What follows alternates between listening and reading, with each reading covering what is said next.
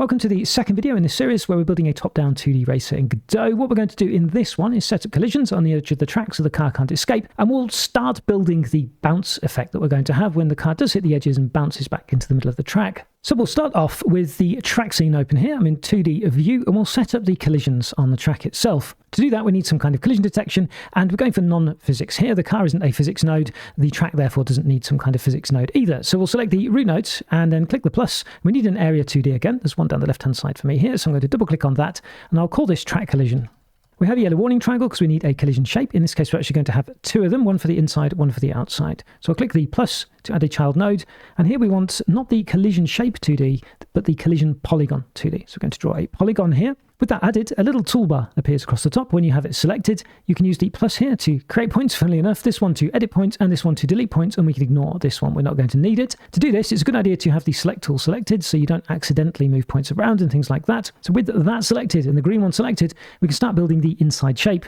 Now, the easiest way to do this, I found, was simply to click the first point at the apex of a corner, and then basically go around the outside of the insides of the other corners, and then we can refine the shape later on. So I'm just going to click around the insides like this. Once the final one's been pressed there, just close it off like this. And we get a collision shape, which isn't accurate enough for what we need. But when closing the shape, you may have noticed the toolbar switched automatically to the edit points here.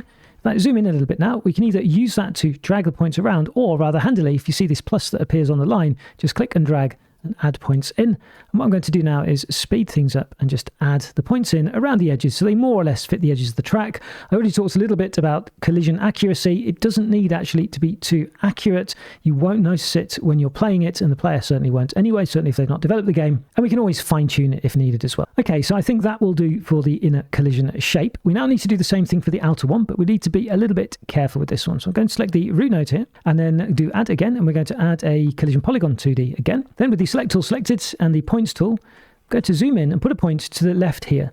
The reason we need to be careful is if we draw around the outside here and close it off, we'll end up with a shape covering the track, which is not what we need. So we're going to draw again at sort of the outsides of the curves approximately, and then come back and refine it. But when we come to close it, we need to be careful. So here, I'm going to make the point just to the right hand side here, but not close this off. Then zoom out and go up here, then over to the right and make the shape all the way around the outside like this, and then close this off on this point here.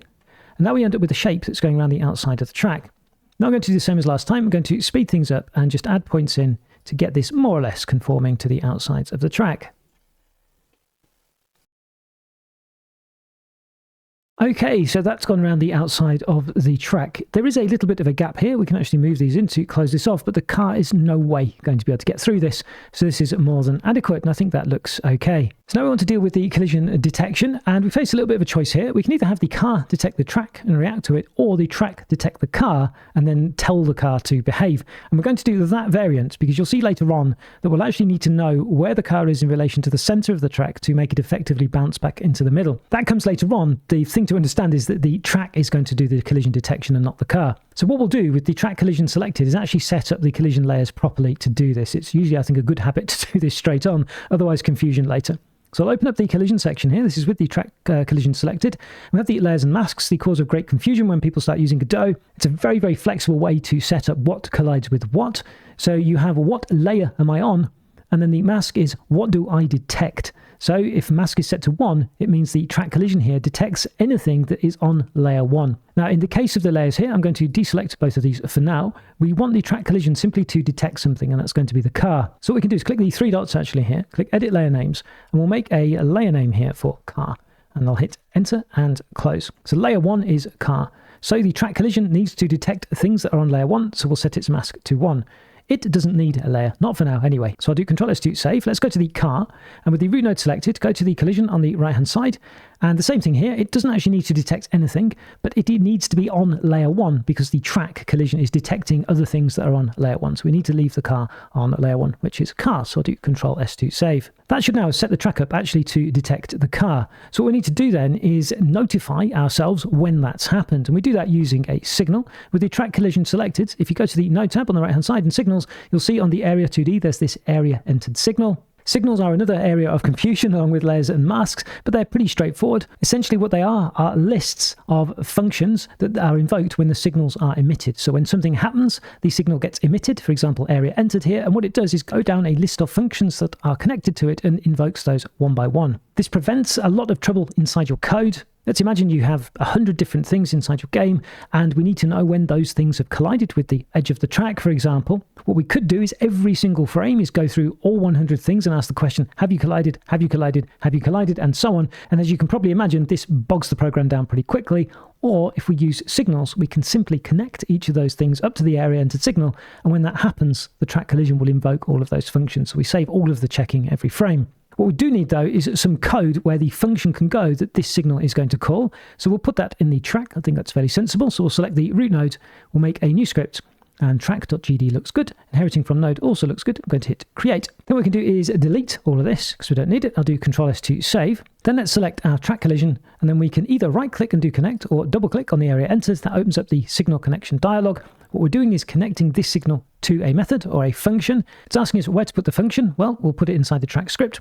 What should it call the function? We can either pick an existing one or let it name and create a new one for us. That looks good. And on track collision area entered also looks good. We can click connect. And what should happen now is when the car's collision shape enters the collision shapes of the track, we should then get this signal on the right-hand side emitted, which will invoke this function here, and the code pass, which is doing nothing, will then run.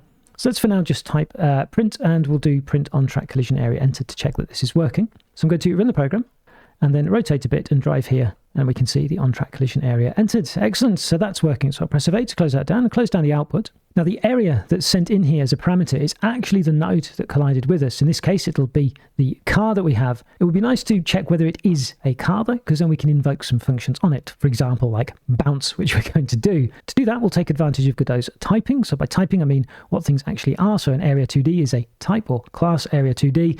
And we've got the node class here. If we hover over the car here, it says it's type area 2D, for example, the track image type sprite 2D, and we can make our own custom types in Godot, which help us, as you're about to see, with asking is something a certain type, and they also help us with the IntelliSense and checking for errors. So I'm going to go to the car.gd, and let's give this actually our own type name here. So we'll give this a class underscore name and call this car. Now if we hover over the car in the track here, it still says actually type area 2D. That's interesting. It should say type car. Here it does say type car. Very good. Are you going to say type car? Yes, you do. Good. Okay, so it's type car and not area 2D. So we've given it our own specific type. So let's go back into track.gd. And actually, for later on, because we will need it, let's also give this a class as well. So this is going to be class name track. That's our own type. And now here, what we can do is ask if it's a car that's hit us. So we can say if area is of type car, then what we want to do is do something. For now, what we'll do is we'll just print and car hit to check that the typing is working. So I'm going to run, I was going to say game, it's not really a game, run this, the app, and we should see, yeah, car hit. Excellent. So I press F8 to close that down, close down the output. So Godot knows now that this is a type of car, and this allows us to invoke functions on it, which could have done anyway, but using the typing, it has the error checking built into Godot. What we want then is a function that actually does this bouncing off the edges of the track. So go to car.gd. Before we start coding this up, a quick word as to how this bounce effect actually works. We're going to do it in this video and the next one as well. So it looks rather innocuous. You may have seen in the introduction that we collide with the edge, then the car starts spinning. There's a particle effect and it slides gracefully towards the middle of the track. I say it looks innocuous because in reality, it's quite tricky to set up. The reason being that we don't know where the middle of the track is. Now, if you think that we collide with the track head on, the edge head on, then we can pretty much say, okay, we just go backwards, minus transform.x, and we slide towards the middle of the track. The reality is, however, when you're driving around, you often hit at shallow angles like this. Now, we could here, when we hit at a shallow angle, still go backwards and spin and probably be okay. But the reality is often rather different when you actually come to play it, as is often the case with games. You end up with these edge cases. So, for example, if we hit at a shallow angle like this, and then go backwards, we actually end up re-hitting. Then if we go backwards again, well, we now end up in the middle of the collision shape, and things are a little bit of a mess. In fact, the car's trapped. The other thing that can also happen if you're really shallow and on the edge and you start spinning, if you're really unlucky with the collision shape, it can re-enter whilst it's spinning, and that causes then the car to be bumped backwards and it ends up in the middle of the collision shape. So to get this to work effectively, we're actually going to need some way of understanding where the middle of the track is, irrespective of the angle that we're facing, and we'll do that part in the next video. What I want to do in this one is set up the basics of the bounce. So what we're going to do is simply when we hit is go backwards with a certain amount of force in our minus transform.x.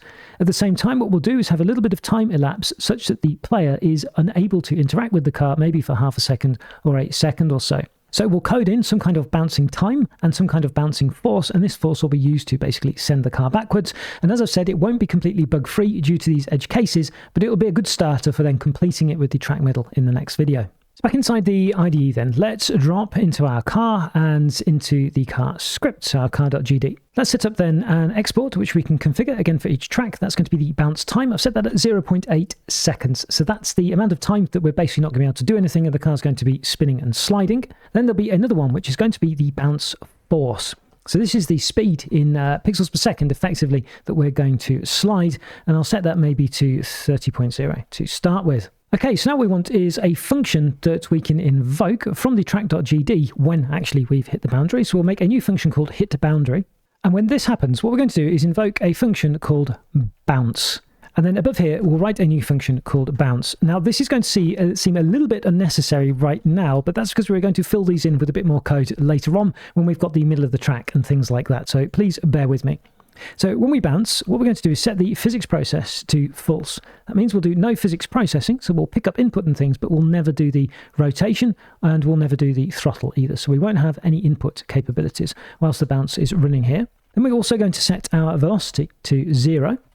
And what we're going to do is just update our position in one step. We're not going to slide. We'll do that later on. For now, we'll just update the position. So our position plus equals, and then we want the minus transform.x multiplied by our bounce force, and that should bounce us in the reverse direction to what we're facing. Now, the final effect won't do this. We'll slide and spin to our destination, and whilst that's happening, the bounce time is going to elapse.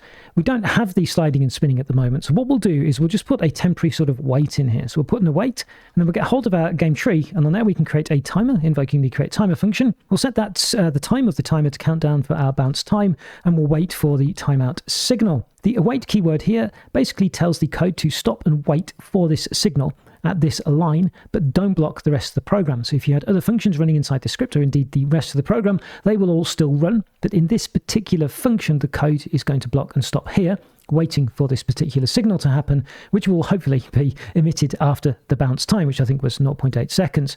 So we're basically hard coding a quick pause in here and doing nothing. Once the hard code is done, we can set the physics process back to true, which means we'll be detecting input again. So I'll make a little bit of space there, and that should be all we need actually to have the bounce effect working.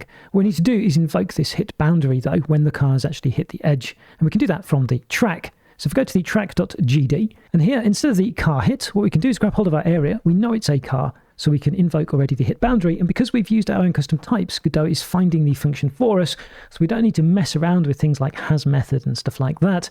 So if area is car, area.hitBoundary, and that should then have the effect of hitting the boundary. So I'll run the application. Let's have a look. So if we steer into this, do we bounce back? Yes, we do. Excellent. We can no longer escape the track. And I noticed that I couldn't control it either. No, I don't have any control. There's a little bit of a pause as well. Now, if you drive around and test this, as I've already pointed out, it is by no means perfect. So you do end up with problems, if you're unlucky, overlapping the collision shape, particularly when you try and go in at a shallow angle. Let's try that here. Oh, it didn't bug out. Oh, there we go. We've bugged out. Excellent. In fact, what we can do is I'll press F8 to close that down, debug, turn on visible collision shapes. That gives a little bit better visibility, there we go, of the collision shapes. Yeah, so like I've said, it's not bug-free by any means. It's a very rough version, but we are now bouncing away, at least, from the edges of the track. So I'll press F8 to close that down and close down the output. And now that we're able to hit the boundary, let's spice it up a bit and actually get this spinning and sliding working. So to do that, we need to animate the car. So when our car hits the boundary, it needs to slide and to spin.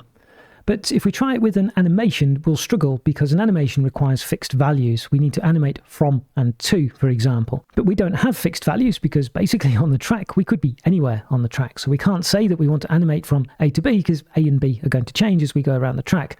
Luckily, Godot comes with something else built into it called a Tween that allows you to animate with dynamic values. Now we're going to be using this a lot, so what we'll do is we'll actually make ourselves a variable at the top here called bounce tween, and that's actually going to be what we're going to create to be able to do this dynamic animation. At the same time, what we'll do is we'll make another variable called a bounce target.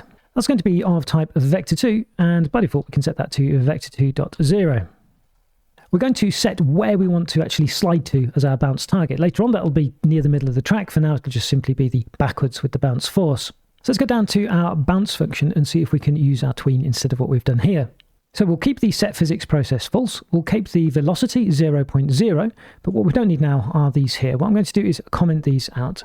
So if you're not familiar with tweens, what effectively you do is you call some functions on them, telling them to animate and modify properties of your node. You do have to be a little bit careful with them though. They could already be running and doing something when you ask them to run again. And if that happens, then usually the program goes a little bit haywire and Godot shouts at you. So the first thing we're going to do is we're going to check whether our bounce tween is actually doing anything. So we'll do, if bounce tween is running, then we're going to kill it. So we'll do bounce tween.kill. So anything it's doing now has been killed off.